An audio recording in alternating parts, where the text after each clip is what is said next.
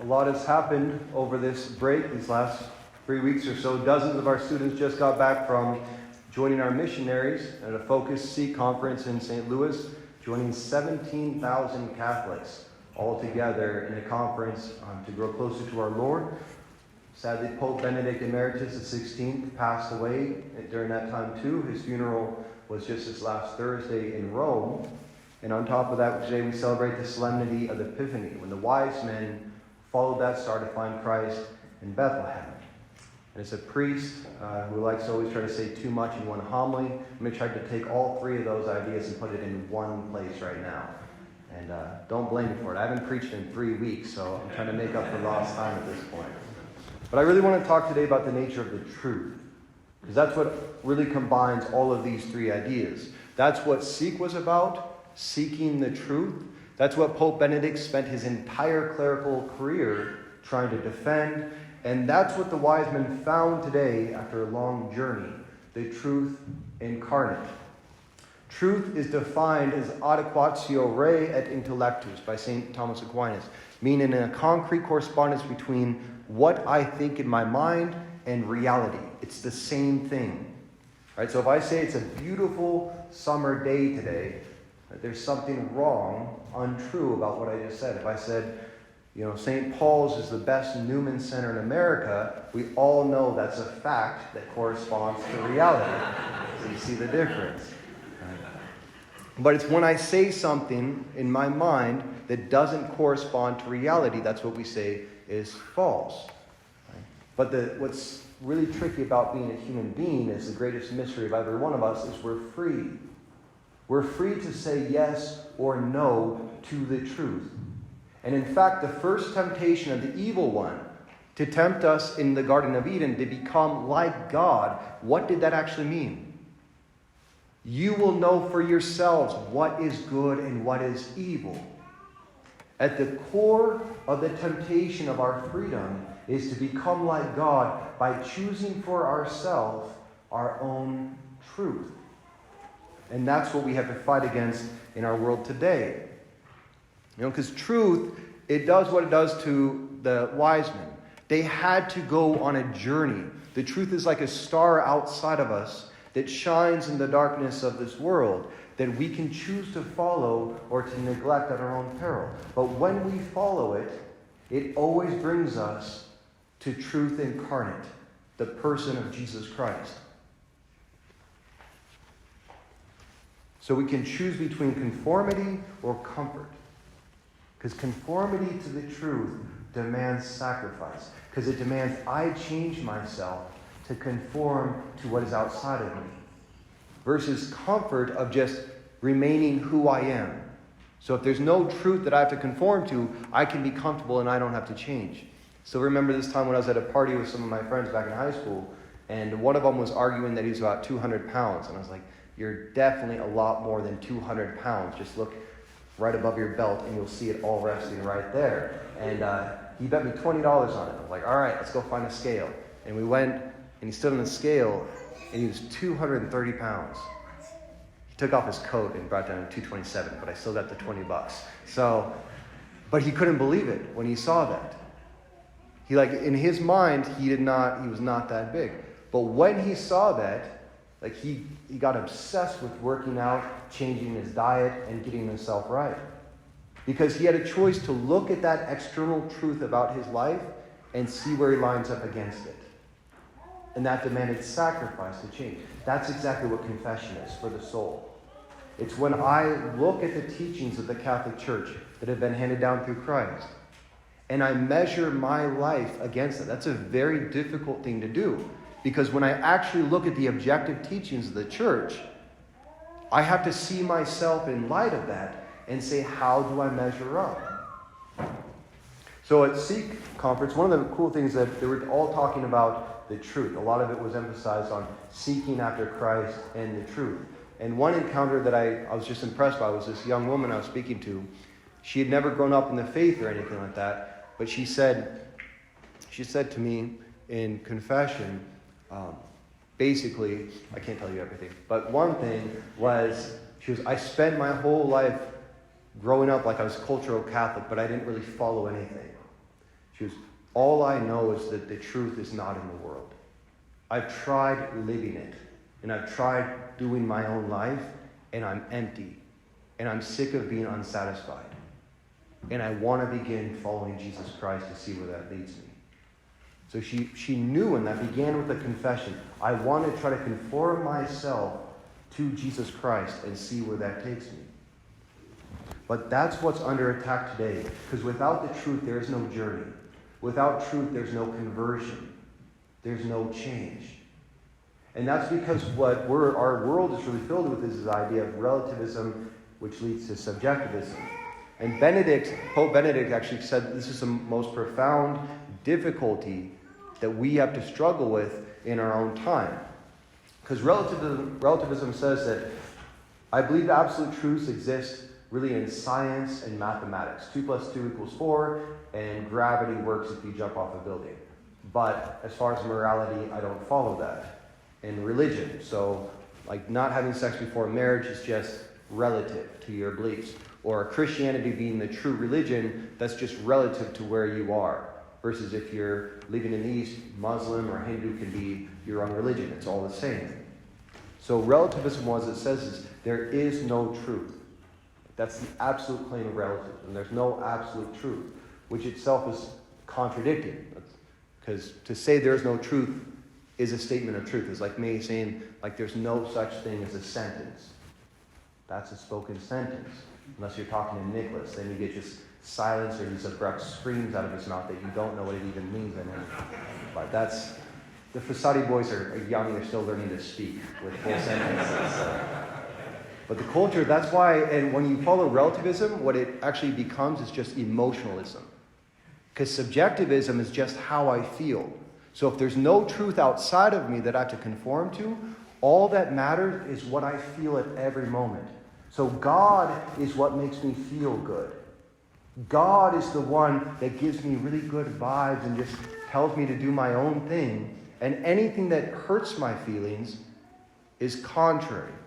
It's not true. And that's why one thing that was brought up by a priest at the C conference I thought was great. He said, the biggest denomination of of Christianity is not Catholicism. It's meism. It's the biggest denomination with the fewest members.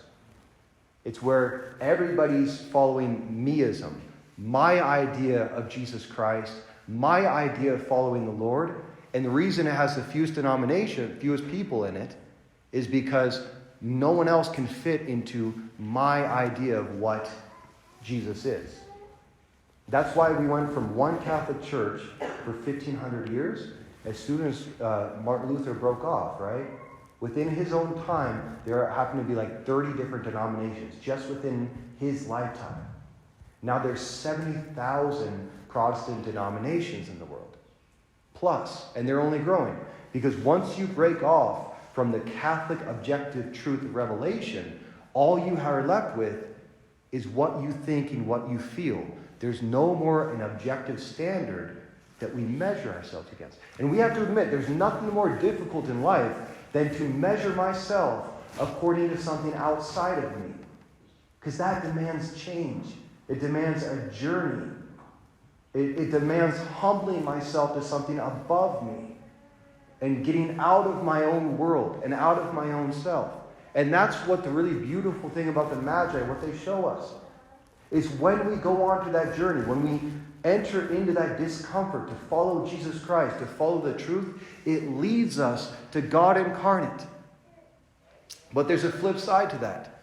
That on their way, traveling maybe hundreds of miles, years after this star, to follow Christ, they pass through at the very end, on the very last day in Bethlehem, in Jerusalem, which is just a couple miles from Bethlehem. Less than a day's walk.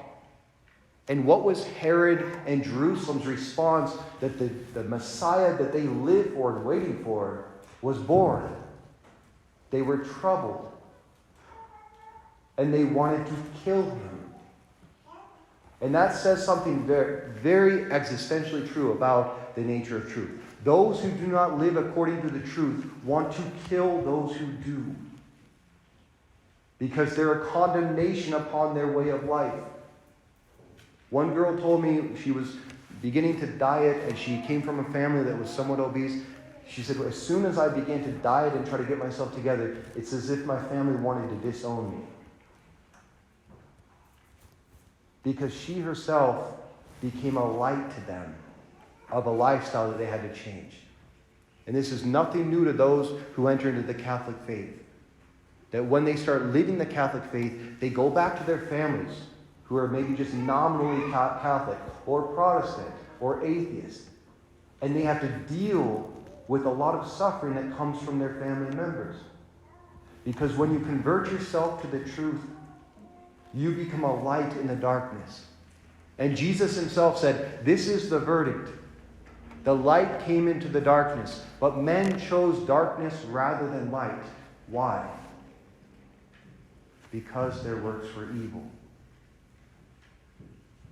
We must understand that when we convert our life to the truth, we are also going to shine with that same light in the world. And the world hates the light. And that brings us to the dictatorship of relativism, which was coined by Pope Benedict. He said that when truth becomes relative, it then becomes a dictatorship, where we are forced to believe whatever the status quo is. When people stop talking to you rationally and begin to silence you because your speech is deemed hateful or dangerous, that's when you're entering into a dictatorship. Because what they're saying is, I can't speak to you logically, so all I'm going to do is use my power to silence you because you hurt my feelings. That's the might make rights mentality. It doesn't matter what the argument is. I have power, and that's it. And that's what King Herod was trying to do to Christ. But I think that's also a great lesson for us Catholics, because I don't know if you've seen this, but those who come into the faith, Protestants who can make a lot of sacrifice to enter into the faith, they sometimes are surprised that we who are Catholic, who have the faith, especially us priests, we don't appreciate the truth that has been given to us in the Catholic Church because we're just around it. We didn't have to go through this great journey of discovering it. So we have to be aware of it. One bishop said this: evil preaches tolerance until it is dominant. Then it seeks to silence the good. Evil preaches tolerance until it is dominant.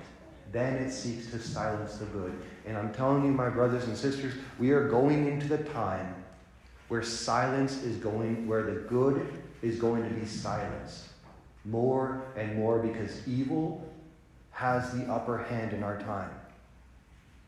So every single one of us in that context has to ask, who am I going to become in the midst of that? Am I going to cower in fear or stop my journey towards Christ the light because of the fear of what I can be punished with?